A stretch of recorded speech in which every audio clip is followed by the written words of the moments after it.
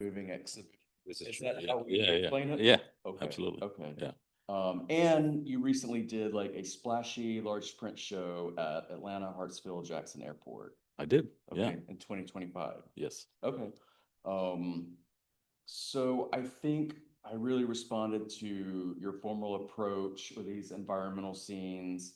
Um, you were kind of like one of the later people I spoke with, Yeah. and Jill Frank, who I was talking with she said, I think you really need to check out his work. So she sent it to me, Yeah. and I was knocked out. I was like, I kind of knew you casually, just out and about a little bit, Yeah. but I unfortunately did not know enough about your work. So Yeah.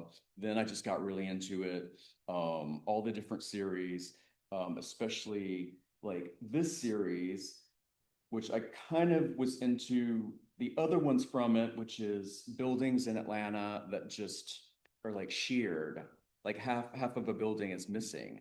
Yes. Yeah. I mean, I've been working and just trying to capture these moments for a long time, since 2017, I would say. Okay. And during the pandemic, it really just became a way to stay sane and to do something, because there was really no work. You just Yeah. had to entertain yourself, Okay. and it's not very hard for me to do it. But this this particular place was just in between my studio and well, so this was a little bit after the pandemic because the kids were back in school. So it's between my studio and my daughter's school at the time.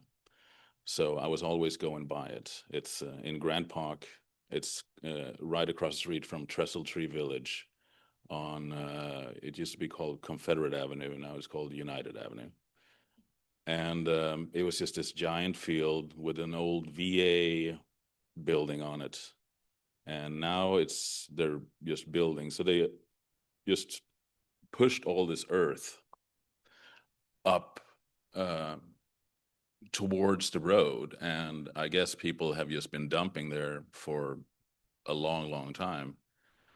And what came up is this trash pile mixed with dirt.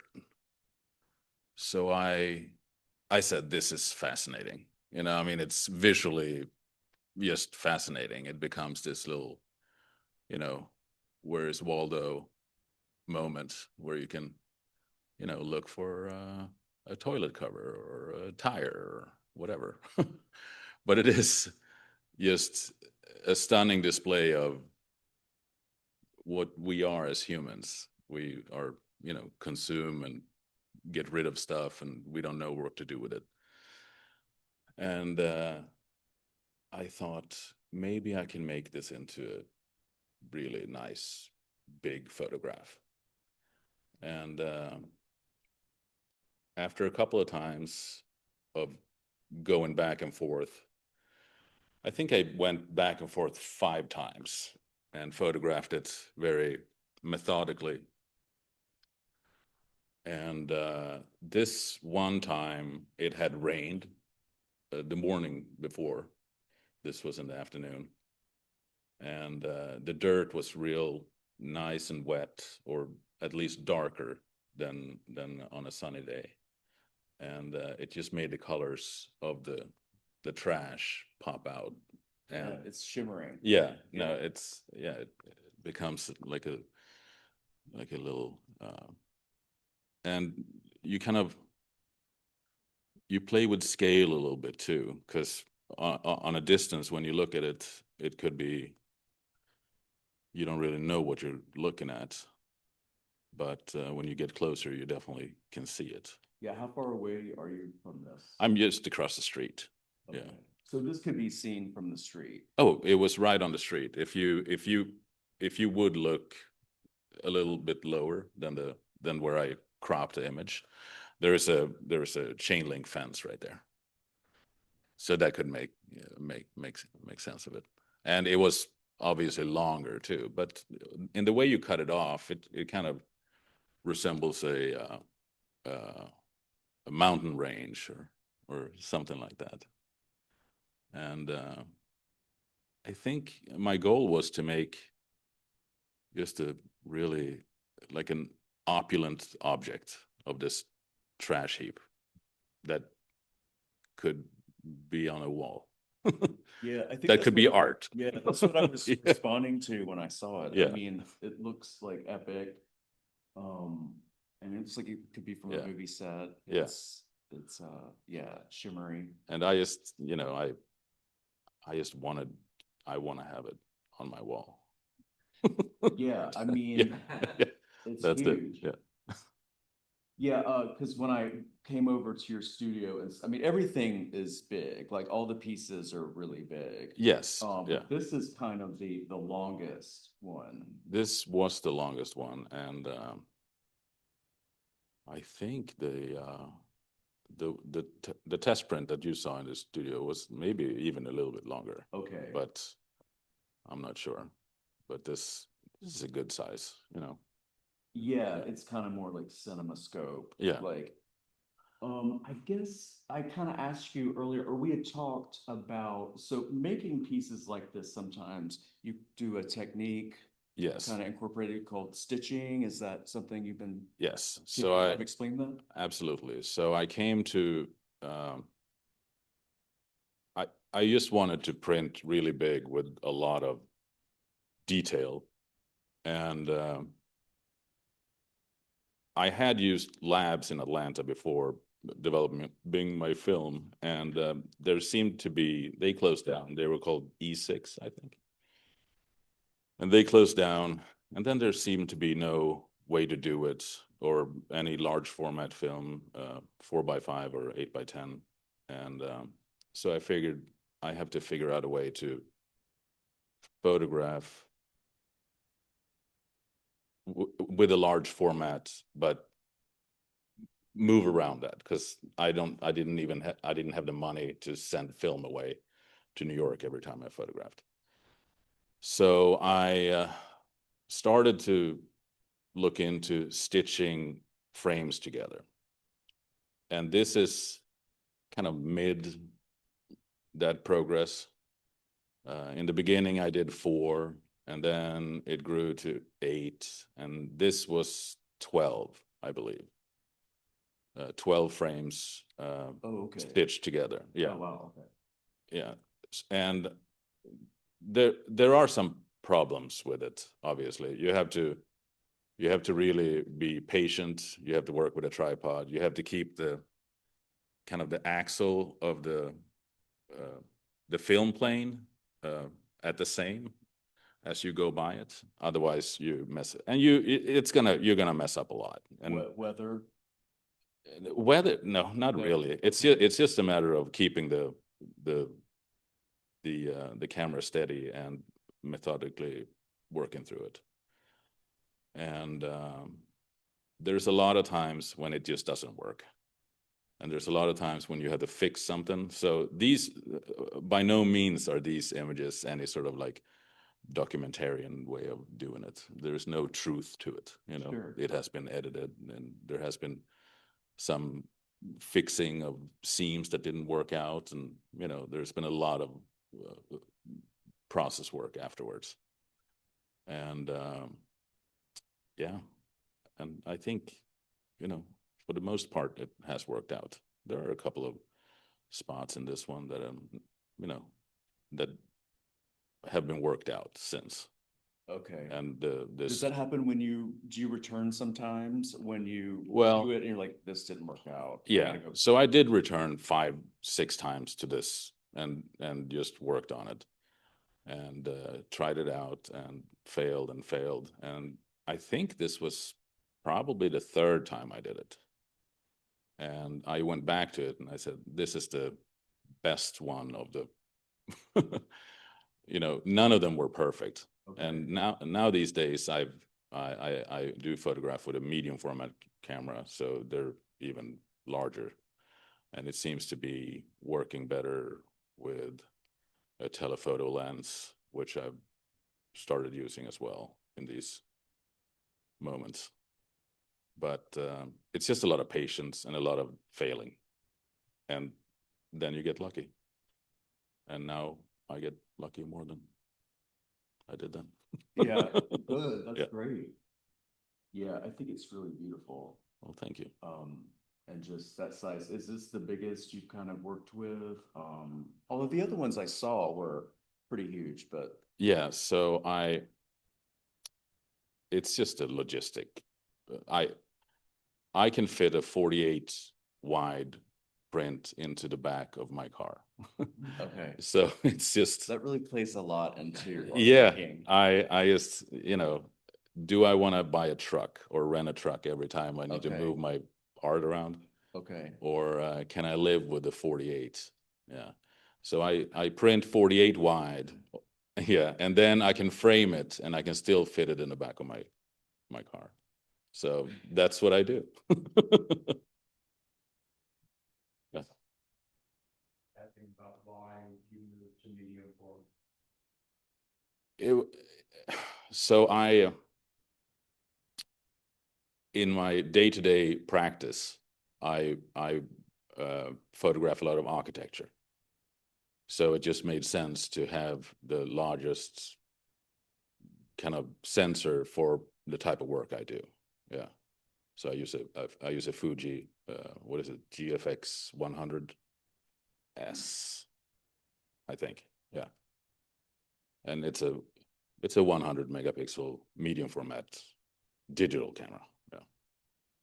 And it's worked really well for me. This one was done with a Nikon D100, or it was a full frame Nikon that I had before.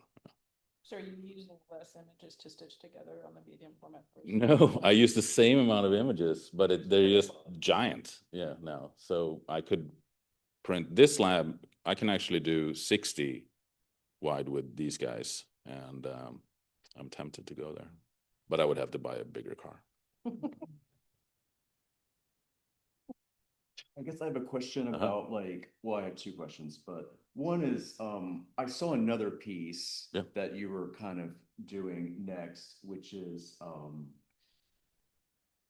well, it's kind of parallel to this. It's a wall of ice. Oh yeah. So, Yeah. I mean, Yeah. can you kind of tell me, I guess I'm gonna ask everyone like what's Yeah. next with projects, and So I know you're in the middle of that one.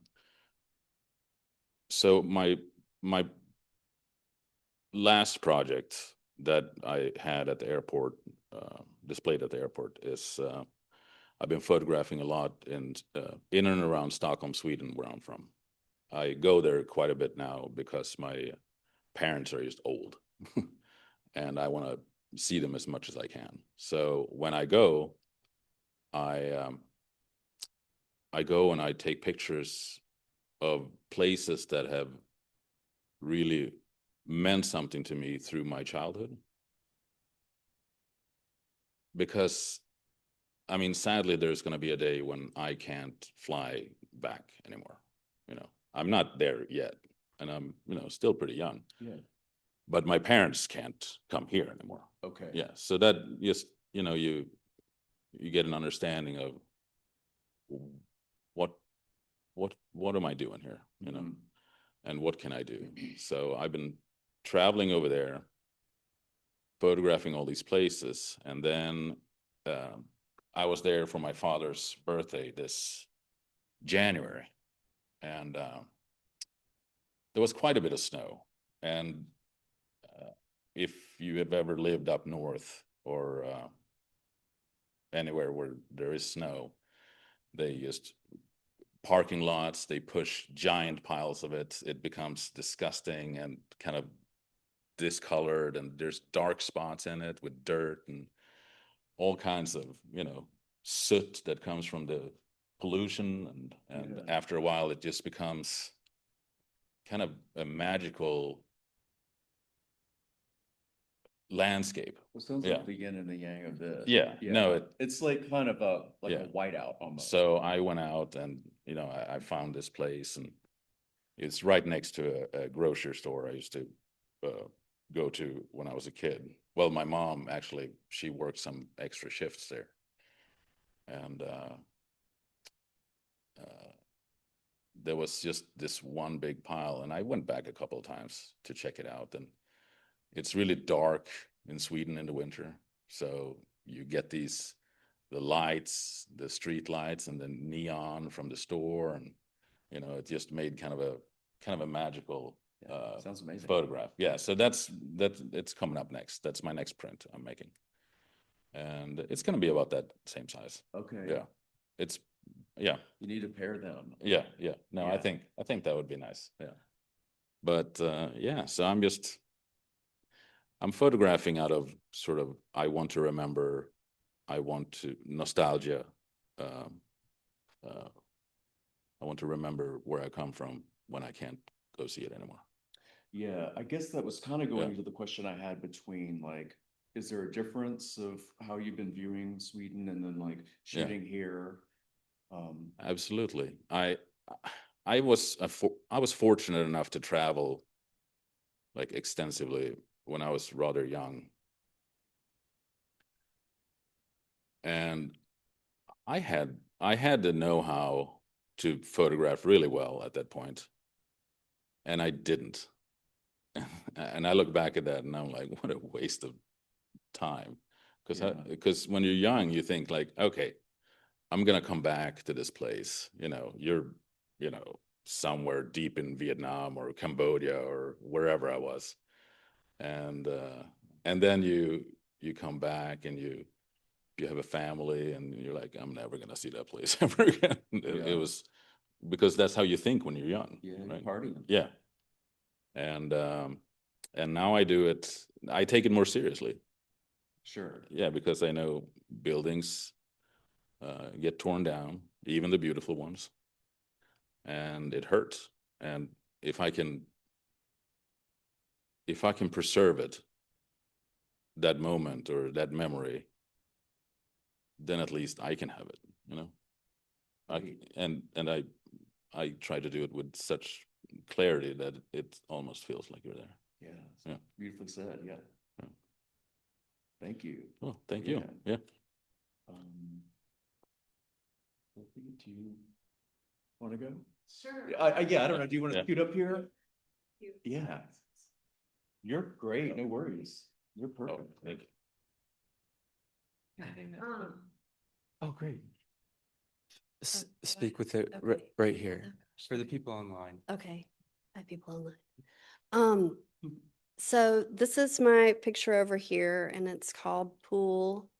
And it's from a series that I worked on back in like 2009, 2010, where I just put my 8x10 camera in the car and drove around and looked for stories in the landscape to kind of shoot or create. I guess as long as I can stick a woman in it, you know, and make a story out of it. Sorry, give me a second to breathe. Okay. So Sorry, I threw you into this. no, it's okay. No, this is that's the best way to do it, really, because then it would be worse. So this picture it's nice. Actually, I'm glad it's in this show for many reasons. A part of it is just because it's like part of my family history now, you know, like it was place and history, you know, of the place. And then now it's kind of like sort of a forgotten place in my family history, which is really nice. But so we were on vacation, like me and my mom and my dad and my sisters and my mom, maybe my brother, were on vacation in St. Simons. And this was like off the main road and I just kept driving by it. And finally I was like, holy shit, that's amazing. Like just this pool and the house was gone and it was so like Gothic and romantic and Southern. And so I convinced my sister, much convincing, because the pool was totally black water. It was gross. I mean, I don't even know what was living in there. I was really hoping it was gonna be like an alligator or something. But so I managed to get her in a trash bag and lower her in the water. And my dad was my photo assistant. So while we were, and I was trying to be really quick, you know, because I'm sure it was illegal, whatever we were doing. And a cop car actually pulled in the driveway and stopped. and we kind of looked at each other and just ignored him. And then and we just kept going, and he finally pulled out, and I captured the picture, and that was it. But I mean, like, so much has changed since then, like within my family, and I mean, we don't go on vacation together anymore. It's just like such a, I don't know, it's like sad and beautiful, and it's just like a piece of my history married with the history of place, and also St. Simon's is like, just feels so rich and all that too. So anyway. Yeah. What year was this photograph again? It was taken in, I think, 2009. 2009. Because when I reached out to you, I had an idea in my head, and I mean, I think we met like 20 years ago. Everyone was telling me, you should check out her work, you should get to know her, and maybe been like Super Bridges or somebody, I can't Yeah. remember. But she does these sets, and then it clicked when this was coming together. I started thinking of your work, and looking at all the sets you were building. They're just elaborate, just from like floor, wall, ceiling. And one of them has water in the bottom of it, and that was kind of a direction I was going. And then when I contacted you, I was like, I just was curious if there were outtakes or maybe a secret thing that you had tucked away, just curious. And you said, well, I mean, I have this. And I mean, it like rocked my world. I was like, this is completely what I'm looking for. Awesome. I love just a laid out landscape with a black water swimming pool, the trashed out foliage. And it's really beautifully shot. If this was medium, it's medium format. It's 8x10, so it's large format. Oh, it's Yeah. 8x10. Yeah. It's a big one. Selected. Yeah. I just thought it was really incredible. Thank Did you. this inform like the later project, the one with the water, or this previous stuff? Probably, I started working on everything kind of at the same time, like the studio sets.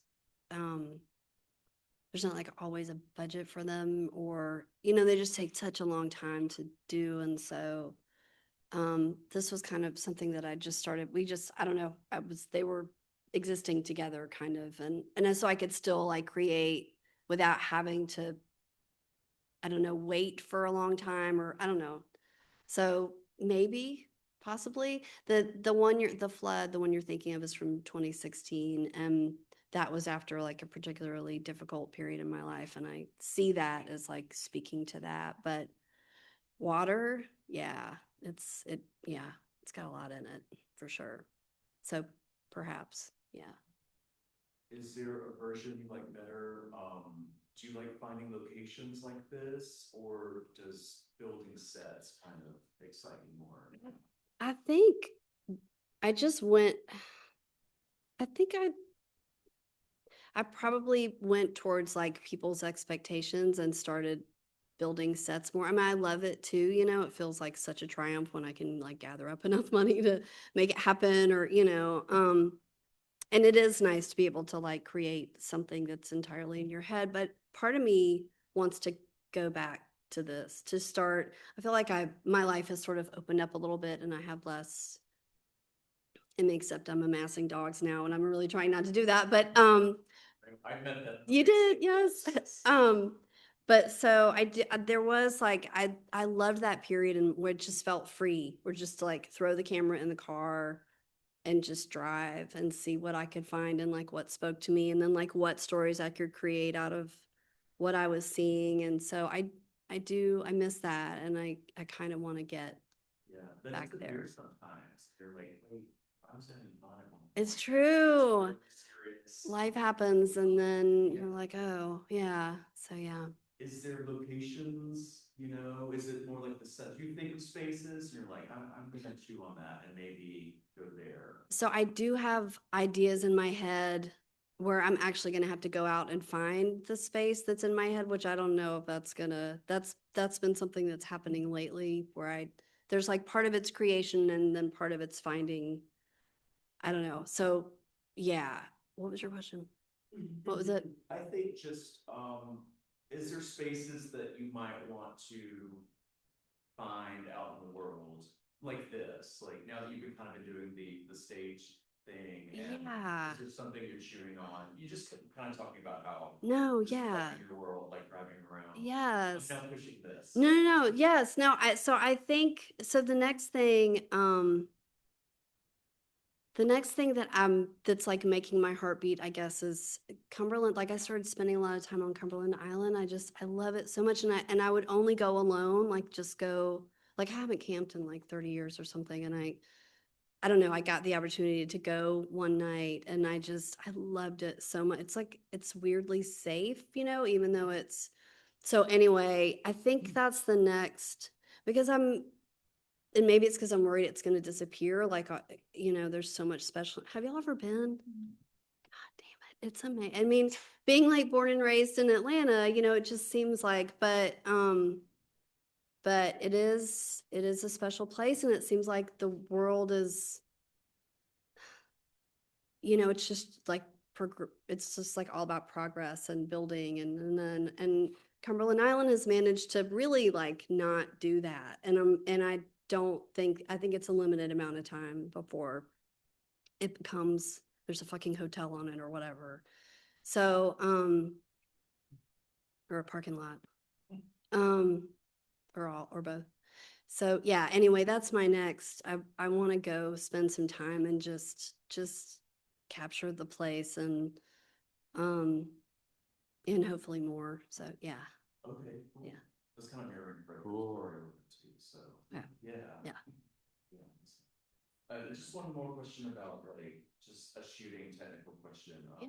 With 8x10, that's a lot. So how do you know how much to take? How do you know you got it? So that's 20 sheets, or you're like, oh my God. Pretty much, like, when I shoot the scenes in the studio, because I miss E6. E6 was like 12 minutes away, and I could like drop the film, like shoot some test film, drop it off at night, and like pick it up in the morning, if I was shooting a scene. But now, everything gets shipped to New York, so I have a makeshift darkroom in my basement. So I shoot black and white as like a test piece of film, and then I can develop that and know, more or less what the color is going to look like. I mean, if nothing goes wrong, and that camera's like, how old am I? That camera's probably like 60 years old. So it's like, it's a little hinky. It's temperamental.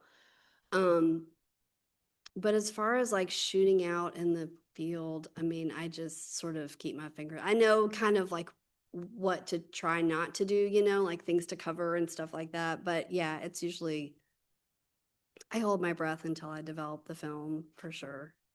Yeah. The fact that you said E6, I could not have said that in my brain anymore. That's such a long time ago. I know. Just driving around that part of it was in Midtown. Yes. Yeah, like that's just all those streets. Night and day, different. Yeah. Yeah. So many big buildings. Twice a day. Yeah. Yeah. I know. Thank you so much for talking about. Sorry I was late And again. you've done a lot of cooler stuff. I mean, I went through all your bio, all the grants you've gotten with Possible Futures, Flux, Forward Arts Foundation, Arm Line, Crusade for Art, Fulton County Arts and Culture, City of Atlanta Office of Cultural Affairs. You were artist in residence at Cheekwood Botanical Gardens. Yeah. And Museum of Art, where you built a set there, which is, did. am I saying that right? You're building sets. I built, I could build like a scene there. Yeah. Yeah. It was a fairy tale. And then you were a Hamish Fellow that worked on a project that went to MoCA GA, and those were photographs, right? Yeah. Okay. Yeah. Okay, I just wanted to like. Yeah. make sure Thank that you. makes Yes. sense to Yeah. that. Yes. Thank you. Yeah. Installation and photography. Yes. Yeah. Yeah. Thank you so much. Yes. Thank I you. love it. I think it's. Thank you. Yeah. I appreciate And I that. had such a pleasure meeting you and hanging out with you all. Thank you. And That's a lot. Studio in the back where you built that set. It was What was there? Yeah. Yeah, it's nuts. Yeah. Yeah, it's I'm amazing. so grateful for that thing. Seriously. Yeah. Whatever Yeah. it was, like a Yeah. giant garage. Yeah. Yeah. Giant garage. Yeah. Thank you so much. Yeah. Thank you. Amanda Greene. Hey, you. So Amanda, we met a couple years ago and we're in a show together. That was probably almost 10 years ago. Was it? Yeah. Okay, everything is now like 10 to 15 years ago. Mhm. Some people, John Dean, I've not seen in probably 12, 15 years. So, and then like I'm hanging out with him at lunch now. It's like, so, but I met you and Adam Forrester. Mhm.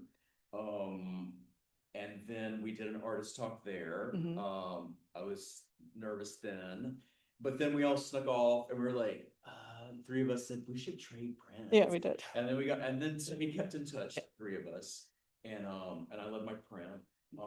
That was my idea. But we did. Well, it's like when you can't afford to buy your own artwork, right? That's kind of a weird, like, right? Yeah. So yeah, so trading with people in But the, we yeah, chose three of us. Yeah, We yeah, were yeah. Like, well, some of these people aren't from here, so we'll just. They're not from They're here. around local. But so I just want to go through. You have published two books. Yeah. Rejoice, which I brought and was using as my folder today. I love this book. And Peach is the second book.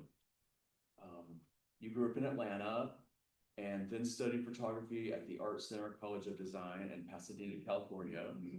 And I didn't know this, you worked in LA after that for 13 years. As a photo assistant. Okay, Yeah. okay, that's a long time. Yeah. Yeah. Yeah. That sounds like a lot of fun though, Los Mhm. Angeles. And then you returned home here. Your solo shows have included Her Fragrance is Still Among Us at Hutchins Center, Cover Dish at Southside Gallery in Oxford, Mississippi, and Summertime Rolls at Sarah Shepherd Gallery in California. I just picked out some Yeah. main solo exhibitions. And you've had featured work in New York Times Lens section, Oxford American, and The Bitter Southerner. So yeah, this is your piece for The other way, yeah. Oh, okay. So this is your piece here. I've been thinking about it a lot. I had it like dog-eared in this book for a while, for a couple years. So anyway, I sit around and think about things for like a decade, and then something finally happens. But so I'm thinking about it. That one. And this photograph, I think, pretty much looks like the first 20 years of my life. Like this is my experience growing up. I think about Camaros a lot. And then when I was texting Jody about how do I need to prepare, he's like, well, we're going to talk about Camaros. Yeah. It's like, yeah, okay. Yeah. Yeah. Well, I would just say like Camaros, you know, they are made for legends. It's not a wallflower No. car. So I guess my question is, this should be by a lakeside with like music blasting, people partying, but how did it end up here? It's the front yard. Okay. They're not for sale, which it looks like they would have signs, because often we'll see that, you know, like cool car and it's for sale. So Fredrik, you were talking about how your photograph is fiction. And I was thinking, it's funny that you said that, because on the way here, I was thinking about, I'm doing an MFA in writing narrative nonfiction. And I was thinking, you know, maybe about talking about that some, because like this photo to me, it tells a story, but I feel like it's a true story. And so it's just an interesting thing to be thinking about with photography, is like fiction versus nonfiction photography. That's just kind of something I was thinking about while I was driving here. But so for me, if this was just one Camaro, I wouldn't have taken a photo, you know, but it's, why are there two, and why are they both brown and messed up and not drivable and not for sale? I don't know. But yeah, it's just in someone's front yard. And then the time of year with the leaves, with brown leaves everywhere. Yeah, it was just, I try to take routes when I'm going places that are, where I can go down different like country roads and stuff like that and see different things that I don't normally see. So I had just taken a different way to go somewhere. I think I was actually going to Hambridge. But I took a different way. And so I stopped. Sometimes I'll see something and I'll need to come back when it's like a beautiful, when the sky is purple or there's ice or something special going on. But this worked out with the brown, and then the light coming from the back, and it's like lighting up the windows that are dirty, so they have that haze on them. It was just when I was there. So Yeah, it's tone on tone. yeah. Yeah, it's I call it like a lux neutral sometimes, the patina, everything's taken, and these windshields are amazing. Yeah, it's really one of my favorites. I think it's great. I mean, so there's like a consistent color palette, kind of style with your work. There's a little bit of like formalism, it feels like, but they kind of have like a muted tone, occasionally like a pop of color, but it seems to be, how did you write on that? Like, I think part of it is I try to not be fancy, you know. I maybe want to seem neutral, of just kind of like I'm presenting a thing, you know. I'm not like, oh, look at all this trickery, you know. I'm not really into that sort of thing.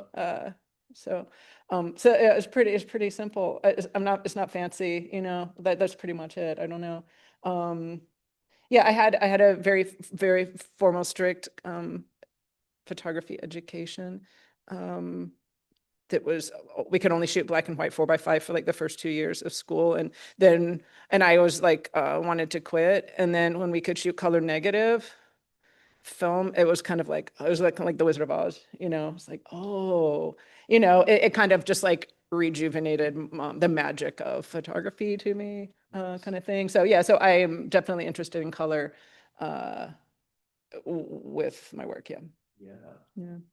Yeah, it's really beautiful.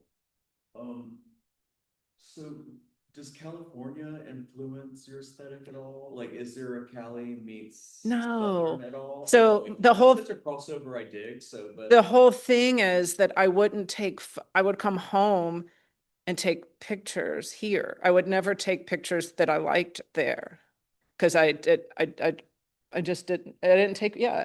I mean, when I was in school, we had assignments, and I would take photos, but like all of the like personal type work that I liked after school, it was here. You know, there's folders on my hard drives, you know, Georgia 2000, whatever, Georgia.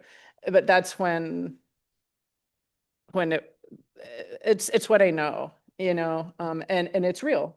Where I feel like a lot of the like California, like the palm trees and everything, I feel like is a bit of a like a facade in a way, because it's like the palm trees aren't naturally growing in a line like this down the street, like somebody did that, you know. I mean, obviously these cars weren't here and somebody did that too, but there's a depth and a kind of like oomph to that speaks to me here. That just didn't. It's beautiful and lovely. I mean, there's some nice photos I took there, yeah.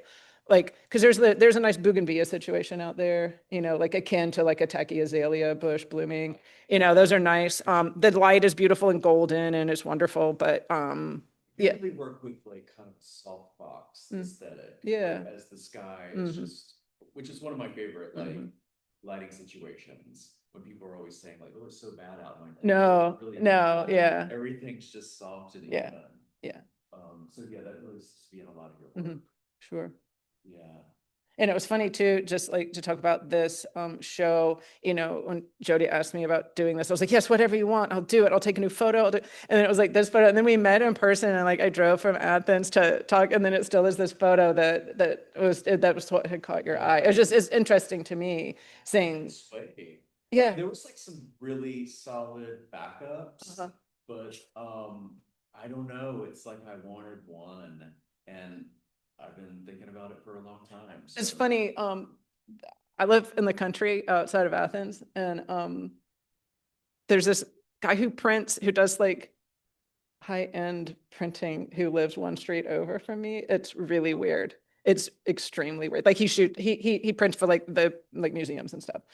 And so when I sent him the file, he was like, "Those cars should be up on blocks." You know, and I was like, he was like, "Which one of my neighbors?" Because like right down the street from his house. That's what won't rot out. Well, no, because like then the wheels would be off. So like if you put like cinder blocks under it, and then you can take the wheels off and be working on those, or maybe there aren't wheels or someone stole them or whatever. But yeah, I thought it was funny that was, I'm like, let me know if everything's cool with the file, like when you're having something Yeah. printed, like, is the resolution or the color or something weird, just if you see something, let me know. And he's like, oh, this car should be up on blogs. So I was like, okay, I guess everything technically is fine.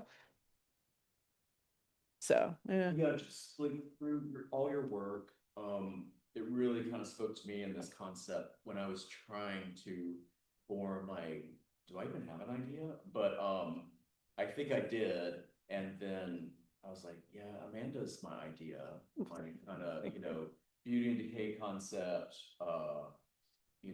The patina really runs through like all your imagery. I'm just crazy about all of it. Thank you. Thank you. I do. And I don't mean, I don't like when photographers really think highly of themselves. And I hope this doesn't sound that way, but some people that I know, when they were here, they were like, oh yeah, like they didn't have to look to see which one was mine. It was like obvious. That's great. Which I think is a compliment that they get they're just like, okay, when we know what, there's some cars and some dead leaves. Yeah, that one. Yeah, I get That's it. Amanda's. I get it. People have said, I know yours, it's dead center and wide angle. And it's like, okay, well, yeah, that's what I've been doing for decades. But yeah, Yeah. yeah, Yeah. it's good. It's Yeah. good to be So, recognized. yeah. Absolutely. Yeah. Right on. Okay. Well, Oh. what's next? Well, I just have a question for you. When you're talking about you thinking about this show and you're talking about music, is there a playlist? Yeah, I made one Oh, actually. yeah. Which I got a huge thrill out of. Is it shareable? I mean, yeah, sure, Okay. I'll find it. Okay. I think I worked like a month on it. So yeah, I mean, one of my favorite things to do is a playlist. Okay, good. So I had a sense of that. So I mean, if you could, yeah, I don't know how widely you'd be willing to share it, but I give it to you. Okay. It's a lot of like echoed out, like trashed out guitars and stuff. But yeah, it's good. Yeah, I like it. So yeah, thank you. I'll give it to you. yes. Okay, good. And Oh. post like playlist in the comments section. Yeah, I'll do it. Yeah, that'll be perfect. What's next? Well, so yeah, I'm in grad school. So I've been writing. And part of what interests me about photos, like I was saying, is like if there's just one car here, to me, it's not as interesting because it's not telling a story. I do have plenty of photos of one car, but I feel like I'm interested in storytelling and also home, like I was talking about. I've just found out that I'm probably gonna have to move from my home of the past 13 years, which is kind of my muse and studio and where I got married and all of these things. So I don't know if I might try to do some parting photos before, I have to move kind of thing. So I'm not sure. But then I'm writing stories. My whole goal is to take photos and write a story to pair with You need to shoot it. it. I mean, So, time is slipping through. yeah. With all these shoots we gotta do. Yeah. Yeah. Right. Yeah, get on it. So yeah, I don't know. We'll see. Yeah. Okay, Yeah. great. Yeah. Thank you. I think this goes to you. I think it does too. Andrew. Hi, Jody. Angela, can I come talk about a little bit of your bio? Is that okay? Absolutely. Okay. That'll help me ease into the. Yeah. Just ease into it. I love this structure, by the way. Okay. It's gorgeous. Try to make it easy. So you're a lens-based artist working in photography and writing to build an ongoing archive of your life. This work centers on intimacy, consent, and the conditions under which images are made and shared. That made a lot more sense to me when I was reading that last night after having a meeting with you. And then I looked at the photos when I came to your studio, and there's so much stuff everywhere, which is amazing. But I love cataloging and being meditative on things and just like photographs in all variations just stacked. So I thought that was really exciting. You have a great artist studio. Thank you so much. BFA in photography and painting at Savannah College of Art and Design. Your MFA in photography at Georgia State University. And you later taught photography at GSU for 6 years. And now pursuing a degree in social work. Yes. Some of your exhibitions, there was one at Murmur Gallery with the title Southern Comfort, a show called Youth at D Museum in Korea. Mhm. My first one. And Soul. And that sounds very exciting. And you have been published in Neon, Flaunt Magazine, Rolling Stone, and Vanity Fair.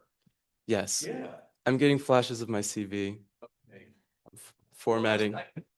I've seen like portraiture work, editorial work, so yeah, that's well rounded. I think, so when I kind of started snooping around on you, didn't know you that well. Luckily, there is a plus side with social media, is which I have engaged with a lot of photographers. So I've been like watching, and I do Cool. like stuff that you do, so I try to get on board. But finally, this came around, and then I got on your website, and I kind of thought you were in the range. It was a figurative element heavier. I kind of thought you seemed like this sort of fearless romantic, and all these photographs seemed a little risky. But and then like the styles that you presented it went anywhere from like maybe a commercial grade banner the size of like a car of like someone's beautiful face to smaller pieces that are in grandma style, kitschy, eclectic frames, you know, found on top of a TV set. And you'll do installations with that. So Yep. I didn't really know the direction you were gonna go with this show.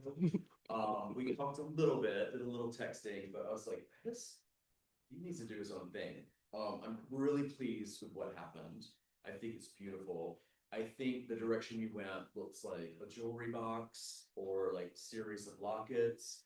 I think it's very intimate. It seems really private. It's like golden. So I was really happy with the direction you took with this. There were 3 people who made work for the show. So it was exciting to see you play with all your materials, make new things, inspired by the concept. So I guess was wondering like how you got to that. How'd you get to the conclusion of this size and I think that's the perfect place to start. And also, series of lockets is maybe one of the most gorgeous phrases used to describe my work. Thank you. It's a gift. Something I love to do is go on walks and pick up trash, and they litter my studio. And of course, when uh, the the title of the writing you sent me, and I guess when we started talking, you weren't for sure that it would be the title of the exhibition. I was thinking like, oh, perfect. Um, if I can make a sculpture of my trash and put photos in the trash like frames or something. But I was like, oh, that's way too easy and maybe a little just responding to the title and not the meat of your writing, which talks about essentially desire, the desire for to look at decay, to look at ruin, and imagine futures based on those on the shards. If I'm loosely paraphrasing. yeah. And that's something I really connected to because we navigate a city that's in ruin, at least in the West End, and we're witnessing people, institutions occupying those spaces, buying properties, and making something new out of them. And of course, I have a critique on how they do that, and also thinking about, oh, how would I do that? And being a bit outside of the norm in terms of ability, needs, uh, identity, and all of that. There's like a different kind of math that you do in imagining the future, queer futurity, and whatnot. that's one of my first buzzwords, queer futurity. And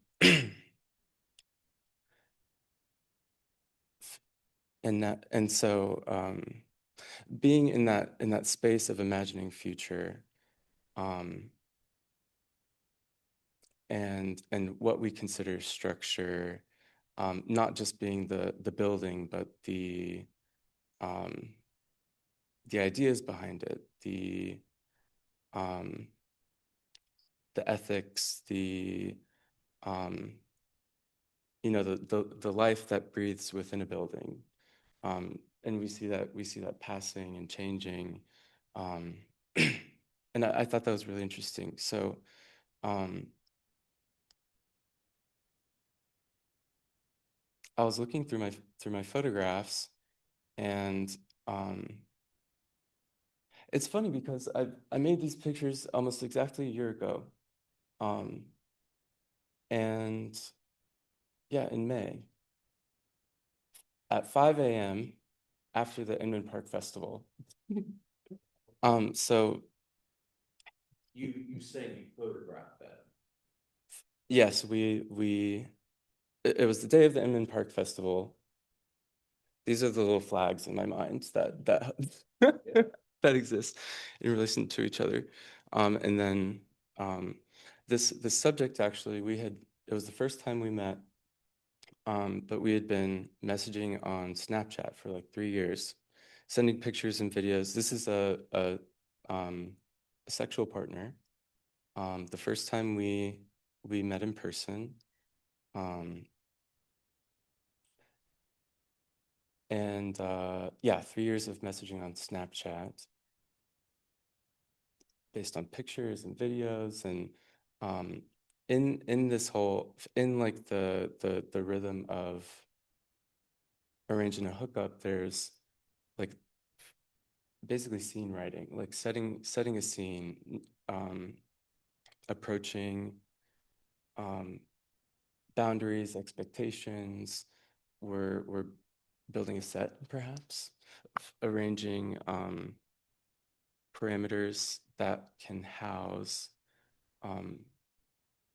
pleasure and comfort, in a way, and pleasure and comfort that is outside of your everyday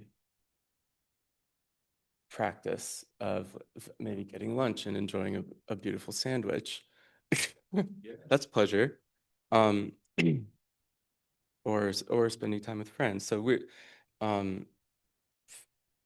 the photographs are of me and the stranger fisting. So he's much more experienced. It was my first time, and I've always been really curious about it. And it just so happened that the right time when our schedules and our level of desire quote intersected was that 5 a.m. in May of 2025. I think, and yeah, early May. Today's May 2nd. Okay. Checking. So yeah, there's all of these things that go into like shaping, working with the space around that time when you can do this thing. But making those photographs, a lot of mythology transfigures into reality. What we've imagined, what we've prepared for, future converges into now and then past, however that works. And so all of my like nervousness around like fisting is terrifying. My gosh. And there's like it's a taboo practice, all of that. But it went from being all of these things to this really phenomenal like miraculous practice. Like of course I'm being a bit graphic, but like to feel his heartbeat um, while we were doing it was just a total epiphany. And it went from, and a lot of the language surrounding that kind of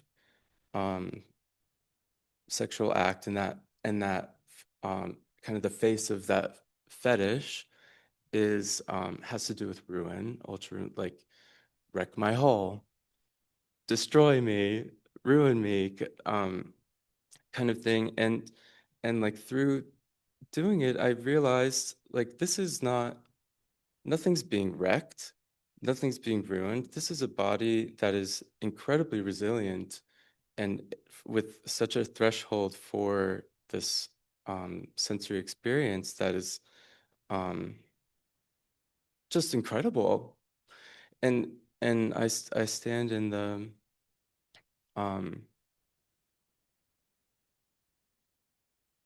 how cool that is. But anyways, so that's part of it. Okay. And then Maybe, yeah, I feel like you were going to go in a direction with this project. Maybe I didn't know exactly where you were going with it. Okay. But, yeah, I mean, that's a lot. I mean, but you know. It's a lot. The body has a ruins. I mean, I kind of Right. it might be something you were gonna play with, but I mean, you know, I didn't know we could have. And that's something we that got stuck the from news, our You know. But and it's the on the news, but anyway. yeah. I was kind of expecting That's what I got. yeah. I was part of me was like wondering if there would be rioters, you know. And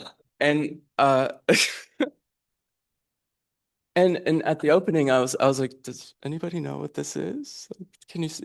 And maybe it's veiled in the beautiful shadows and um the uh the surface that the only 35mm film can capture. Yeah. But I was Well, the size works really well. I think you Mm, kind of mhm. play nicely with, you know, how you did it as a series of images, to kind of like go in that direction. So yeah, I mean, it's a beautiful piece. And the yes, the format is important. The size, including the frames of the film. I make pictures with my my father's old 35mm camera.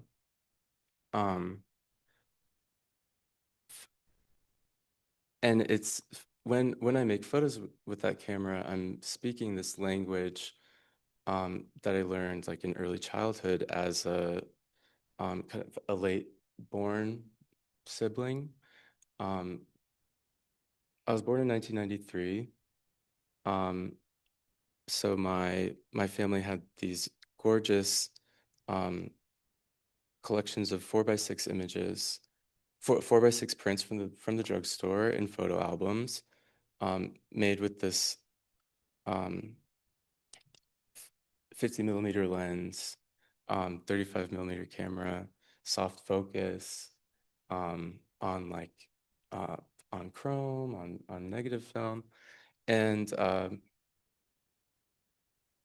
even the process of making film photographs, not knowing what you're seeing until so all that, and we would get the package of film, of prints of our film. Those are my friends out there.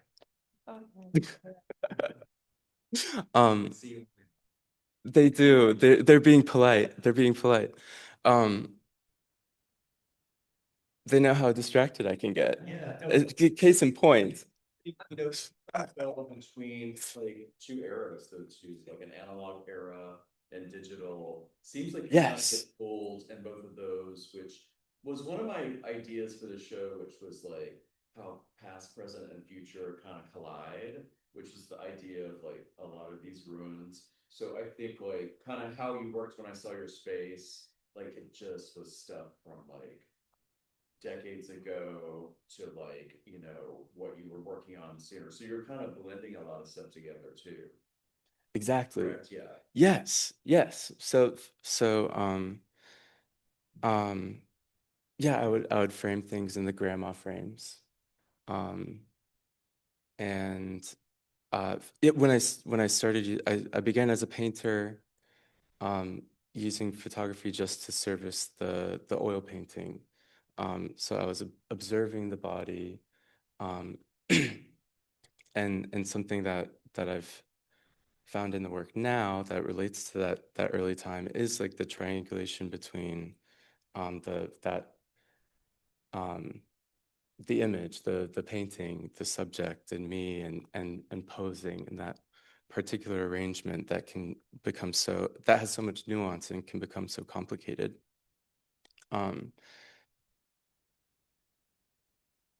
Painting, and then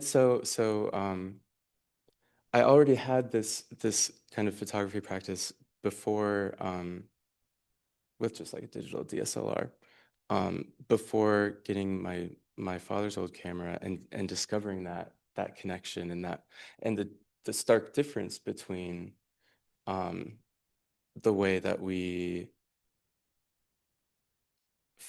make images and use them. Like I had a digital camera to make pictures for Facebook and look hot on MySpace.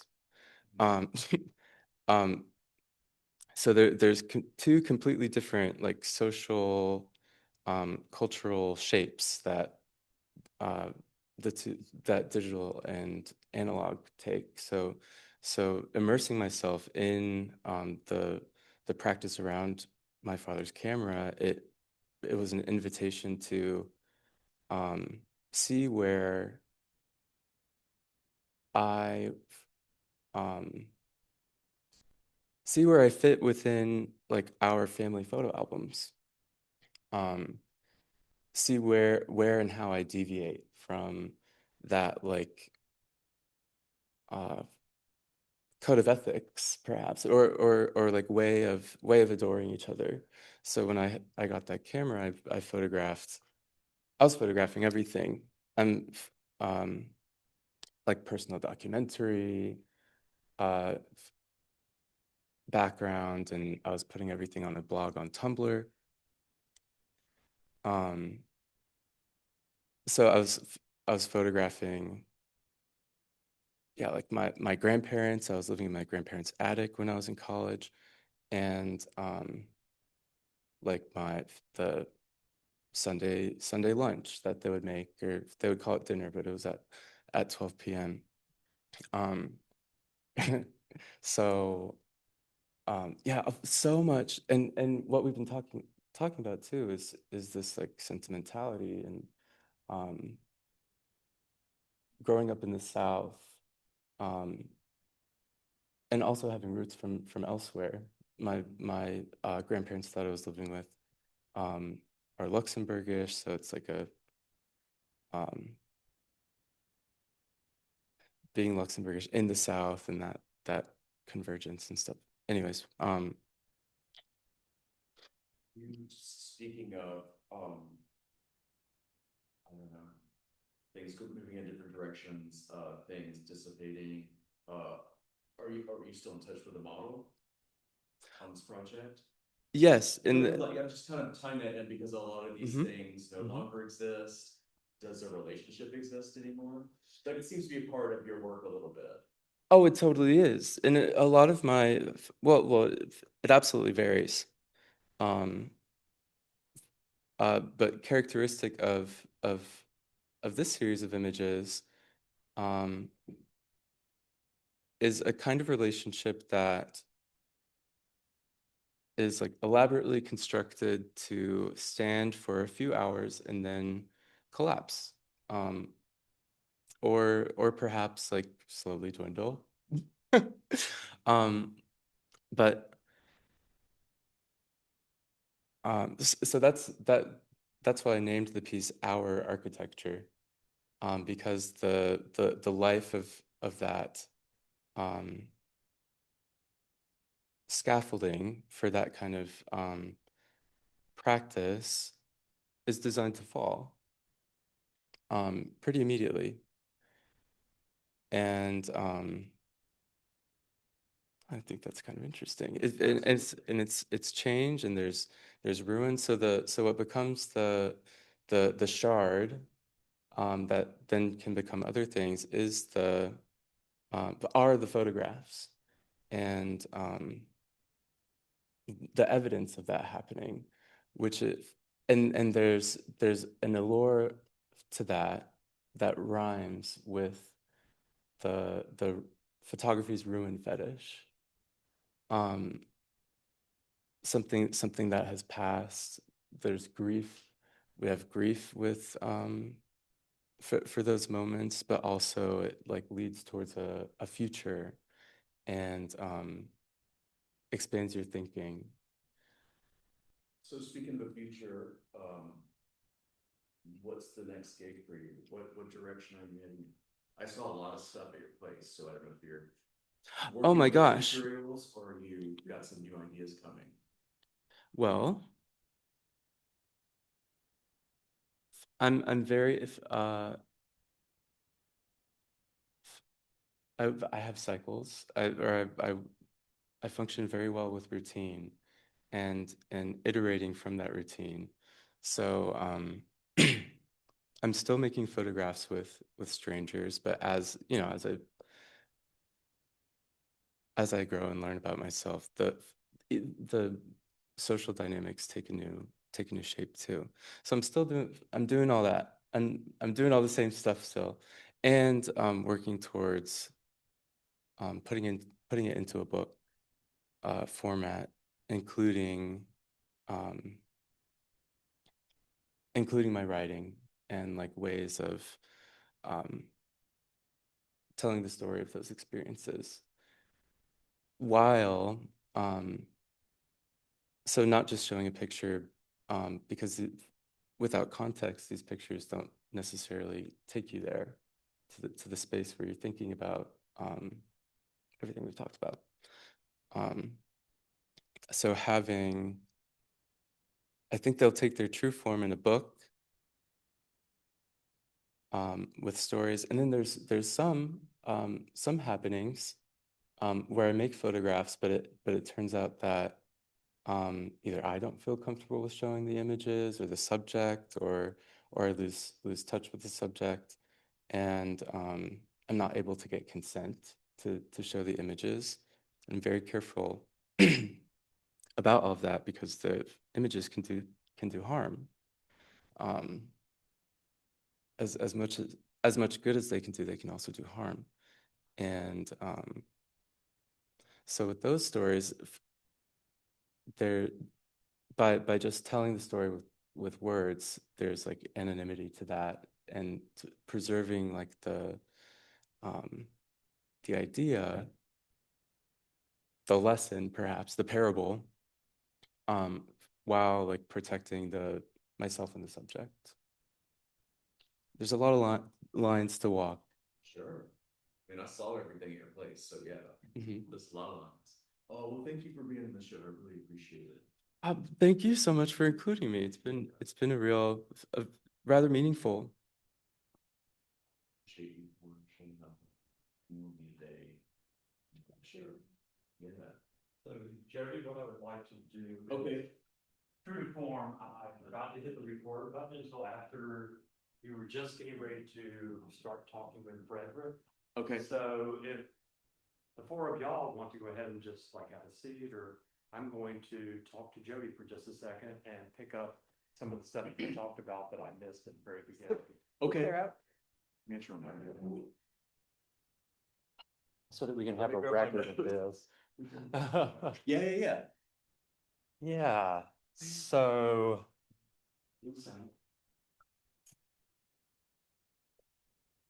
why don't we start off with you telling everybody who you are, what you do, and a little bit of your history here in Atlanta and also in New York.